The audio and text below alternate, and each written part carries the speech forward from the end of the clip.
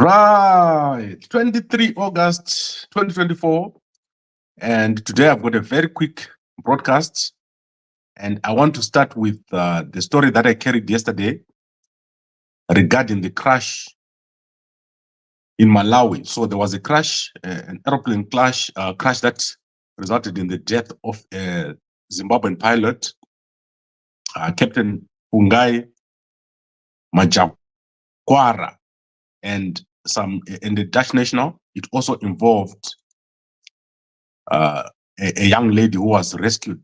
So I showed you that story yesterday. And unfortunately, according to the information that we're getting, Captain Fungai Majakwara here,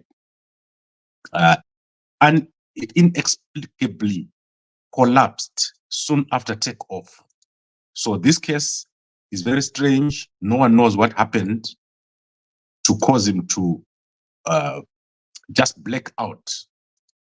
And this happened for 15 minutes. There was no pilot before the airplane crashed into Lake Malawi.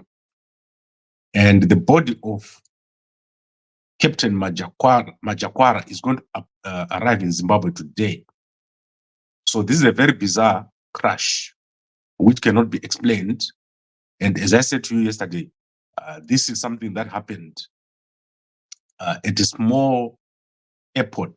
The guys were coming from a small airport, and they were about 200 kilometers from the main center in Malawi. So they crashed into a lake, and some fishermen rescued the young woman who was part of the people who were on the plane. So it's very strange, and I think more information is going to come out regarding what has happened here. So I do not know if it's common for this to happen, but this is one bizarre incident where a pilot just collapsed during the time when they were just taking off. I think it was 15 minutes, and the airplane was just moving around with no pilot, and the passengers must have been in a very distressing situation for those 15 minutes. And as you can see, my network is not very good today, so I'm not going to take a long time. I'm going to take a very short time. I don't know what's happening with my network. Normally, I don't have this kind of network issues where I can't see myself. So let's have a look at what happens, what the investigation brings out. But Captain Fungai Majakwara, according to his father, I think he's also a captain called Captain Jonathan. He has said the postmortem has revealed that there was nothing wrong with him physically. So it's not clear why he collapsed and ending up in the death or crash. So the plane was on autopilot during all that time and ended up crashing. So I don't know how a Cessna plane works and why it crashed. So that is something that is probably going to be a subject of investigation. So that's our first story for today. Let me now go to one or two more stories, and then I'll bring this to an end. As I said, my network is not very good today. We now have the story of Kuda Tagwirei. Kuda Tagwirei is in the news. He's on the verge of taking over as one of the biggest players in the financial services industry, not just in Zimbabwe, but in Southern Africa. His plan is to merge FML with ZB Bank, which are the biggest assets that one can ever have in banking. And he's already taken over FML, and that is on top of all the other non-banking assets that Kuda Tagwirei has got.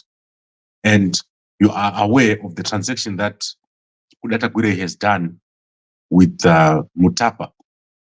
So it's crazy what's happening. Tagwirei is taking over everything in Zimbabwe. And I do not know what is the end game for Kuda Tagwirei, but that is what is happening right now. It's in the news. You can go check out that story in the Independent newspaper. The issues happening at the Harare City Council, I'm going to unpack them next week. There has been massive thefts taking place, but I think what is going to happen now is even worse. There's a takeover that is just about to take place at Harare City Council. Harare City Council generates a lot of revenue, but most of it is not going into the council pockets. Then we look at some bizarre stories. I want to give you, today is like a bizarre day. There's stories that you cannot believe have happened. And I'm going to remove this banner here. So let's look at Asha Secondary School in Matabeleland. So Asha Secondary School is one of the most popular schools. And this picture I'm showing you is not the real picture. I just showed you an old picture. Two female students have married each other at Asha High School in Matabeleland. They've carried out a wedding, a secret wedding, which became very noisy. A lot of students were involved in that wedding at Asha High School or Asha Secondary School, which resulted in the headmistress going over to investigate what was happening. And it turns out that two students have carried out a marriage, two female students, and an amount of $180 was paid as bride price, according to the reports in the B Metro newspaper. And these two students, their parents were then called in by the school, and they have been expelled, or they've been given transfer letters to leave the school. So this is a serious issue, according to the authorities in Zimbabwe. It's a Form 3 students or Form 3 pupils or learners. They've carried out a wedding which was attended by other learners. So what you're watching here is actually an old picture of a mock wedding at the same school, which I just picked up from the internet. And what's happening is, obviously, schools are becoming more and more open to a lot of things. When we were in school, you would not even dare to do such things. And some of us went to like boarding schools where it was only guys. But this particular school, I don't know if it's a female school only or male schools only, but this has happened, and it's actually something that's being investigated by a ministry. Very interesting and bizarre story. Then we'll go to the next bizarre story in the Herald newspaper. This woman that you're seeing on the screen has been fined US $300 by the courts after she took what you're seeing on the right there, which is a tortoise, to a former employer who was refusing to pay her her salary. So this happened in Harare. She took this tortoise to threaten the employer, saying that this tortoise was going to collect money, and it's illegal to transport this kind of endangered species. So she was fined $300 US, and she has to pay that money to the court. And this is something extremely strange, but these things happen. A lot of people get threatened with death by these animals. So someone comes to you and say, I'm going to get you killed by this animal. And people actually believe that this is going to happen. So let's see her name. Her name is Stembiso Budzikawa. She appeared at the Harare Magistrates Court after she carried the tortoise that you are seeing there to her employer, who had not paid her for a period from April to September when she worked there. So in Zimbabwe, it's quite common that you go to work at a company and the company will actually make you work for months and not pay you. So it happened to her, and out of frustration, she then went to probably a traditional healer who told her that this was a quick way to get her money. And the company here in question is Cliff Security. So if you work at Cliff Security, you probably haven't been paid for a while. So this happens a lot. Then in South Africa, a serial killer has been sentenced, has been convicted at the Palm Ridge Magistrates Court. He's called Sfiso Mkwananzi.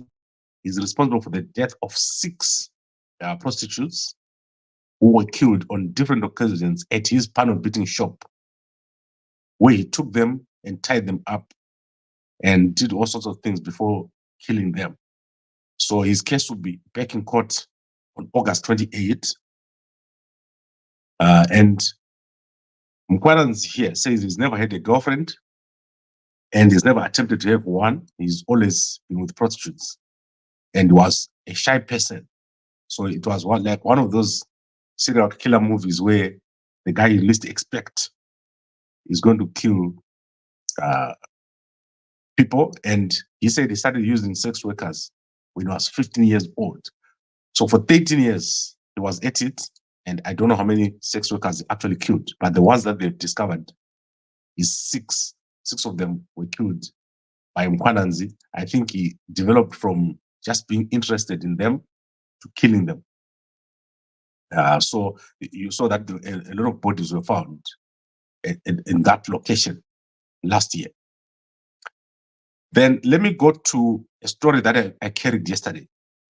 And we want to give context. So I don't like to carry such stories, but there is an MP in Zimbabwe of the CC, and he's called Happy Mochidziva. Happy Mochidziva is called Vondo, a well-known MP in Harare. So the news that has come is that his wife has leaked a voice note. And in that voice note, she accuses him of abusing or having love affairs with many different girls. And what she's also accused him of is knowingly infecting other people. So let us display the picture of Happy Mochidziva here so that you can see what I'm talking about. So this is Vondo, and on his picture, he says he's an MP. And my biggest concern is the names of people who have been put here on this story by his wife or by people connected to him. And they say that they claim that it includes many students who are in the ZANU who've been affected by this guy's activities. So I want to play for you the voice note so that you don't think that I just picked on Happy Mo for no reason. So let's play the voice note and hear what the wife says. Baba Kim, waguta kunyarwe. Unokumurisa tirishi burukwe. Unedi, what kind? Kurarana tirishi otororara nini? What kind of a person are you? Majigororino, wakatadza kusungwa ku MDC. Uri kuzosungwa. Iwo ndiwo uri kuenda kujeri. Waibetsera tirishi pakaiwe. Uri hama tirishi. Uri hama tirishi here. Iwe. Kauti tirishi anokama nini? Namaiki. Zvoita gwesere uchendesa mwana kuma lodge. Uchindotengana negrocery. Manje wanyangera yaona Vondo. Ndoso kunyara ndidi kambokuona masoba angu. Toda kutoenda kuroti to jail. What kind of a person are you? Ukoro chipanana trishi dzimari, muchita sei uchihwandisa kuna making, uchibata mwana wangu kakiwe. Andidi kana mbokuona in my life. Andidi kana kutombokuona in my life. Rondo runoenda kujeri. Urikuenda kujeri. Whether blue or what. Tatokupikira na mai vangu vakafa vanga muka in masinyo. Muka kufamba. Kind of what a person are you? Kind of person are you? Kwese nyika yeso kasadza vanhu. Vachengeta nomwana wangu. Chisafisa mwana wangu. Haufu wakaita munhu mukati muupenyu hwako. Uchandorotera kujeri. Right. So I'm not going to play the second voice note. I've got a second voice note from this whole situation where there's actually a description of what has been happening with this young lady. I've put the story in Gambakwe. You can go and check it out. So that is the MP here. There are names there that have been put. I do not know what are the implications of all those people that have been named over there. And I will try to get Vondo to come and talk here and answer to all these allegations that have been put by his wife, that he's been abusing multiple women, including knowingly infecting young women who are in the opposition. Lots of them have been named over there. She's circulating this, or whoever is circulating this has got knowledge of the situation. So let's see what he says. And it's very sad because there are many people that are affected by this whole situation. Now I want to go to to the newspaper, right? Let me see if there's anything in the newspaper, in the Newsday newspaper. I haven't seen the Newsday newspaper. And if then we check it from there, we can close it, and I'll be back tonight with an update. While I'm at it, I would like to let you know that ZANU-PF is going to be holding their annual conference in Bulawayo. That is within a week or two. Let me get the exact dates here. I think that is the 20. I'll get you guys the date, but it's very close. They're going to be holding the conference, and today they're going to be traveling. The Politburo members are traveling to Bulawayo. And this is a very key event. Chiwenga is going to rise very quickly. You're going to see the rise of Chiwenga in ZANU-PF if he manages to stamp his authority over there. So just keep watching what happens. The succession battles in ZANU-PF are moving from just succession. We're now moving to a point where Chiwenga now has to show if he can be the president of the country. And when I'm talking about Chiwenga, the reason why I'm talking about Chiwenga is the focus is going to be on ZANU-PF. They're structured. They're the ones who are doing all the necessary groundwork. In the opposition, there's no Congress taking place. There's no one taking leadership. And now, they said in September there'll be rotational presidents. Nothing is rotated, and nothing's moving the opposition. So all eyes are going to be on Chiwenga over there at Bulawayo when they have their annual conference, annual people's conference. And so today is a key day because they're checking the preparedness of the venue, if the venue is ready or not. So I'll give you more update on that tonight after I get the exact dates of when this Congress or conference is going to take place in Bulawayo. But if they're checking the venue, it means it's quite close. It's going to happen very, very close. And Mnangagwa is still going on with the third term talk. Yesterday, there was talk of a third term. They went out trying to push him for a third term. So let's see whether Chiwenga can push this, use this conference for some reason. There are resolutions that are going to come out on this conference. And those resolutions are very, very important. Because as you can see, if Chiwenga is going to take over, then that means within the next year, you're going to see Mnangagwa stepping back and Chiwenga moving forward. And I also want to make sure that I explain myself. On a daily basis, I get a call and someone says, are you supporting Chiwenga or not? I don't support a person. I support a 50-year strategy. So if you see me talking to people, just think about me as someone who is looking at a 50-year strategy, transitional authority to 2035 and fresh election in 2040. I'm not interested in these short-term things, but I always obviously give you what is happening. And this Congress is critical. You're going to see things happening now. There must be a shift of power, and that shift of power is going to take place very, very quickly in ZANU-PF. You're going to wake up one day and things are going to be different. It's not going to be business as usual. And this was day one. I showed you this day one when this chair was empty, when Chiwenga refused to sit next to Wikner. That was the first day of ZANU-PF, day one. Now, I want to see if there's any other stories of interest in the Newsday newspaper. I don't have time to read this now. I want to read it for you or give you stories from here. In the evening, if there's anything of interest, I'll check it out and give it to you. I've already given you the staffing story of the serial killer. Now let's go to the headline, which I gave you, which is that Captain Majakwara from Zimbabwe collapsed on the steering or on the controls of the aeroplane that crashed in Malawi. So that is the headline that I have for today. He collapsed and died, and then the plane crashed. And it's unclear why he collapsed and died on the steering while the passengers were in there. And the investigation is underway right now as we speak. And then obviously, there's a story that I talked about of Chidziva. That story is very big. We're going to be following on it almost on a daily basis. Let's see if there are any comments here of interest. Asha is a female-only school under the church and they don't allow gay marriages.